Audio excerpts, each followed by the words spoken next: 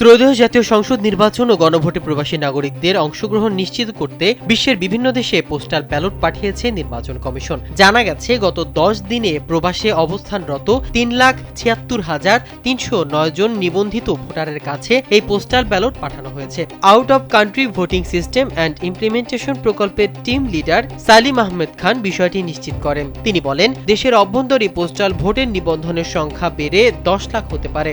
বিশেষ করে সরকারি চাকরিজীবী, আইনি হেফাজতে থাকা ব্যক্তি ও নির্বাচনী দায়িত্বে নিয়োজিত ব্যক্তিরাই ভোটার হবেন। স্যান্ডেলিনা সো, রূপচর্চায় আভিজাত্য। এছাড়া প্রবাসী বাংলাদেশিদের নিবন্ধনের সংখ্যা 6 লাখ ছাড়িয়ে যাবে বলে তিনি আশা প্রকাশ করেন। নির্বাচন কমিশন সূত্র জানায়, রোববার একই দিনে 37,612 জন প্রবাসীর কাছে পোস্টাল ব্যালট প্রেরণ করা হয়।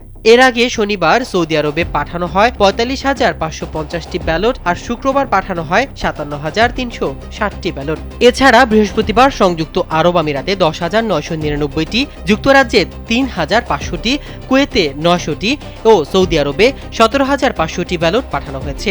হিসাব অনুযায়ী 10 দিনে সৌদি আরবে সর্বাধিক 1,22,393 জন প্রবাসীর কাছে পোস্টাল ব্যালট পৌঁছেছে।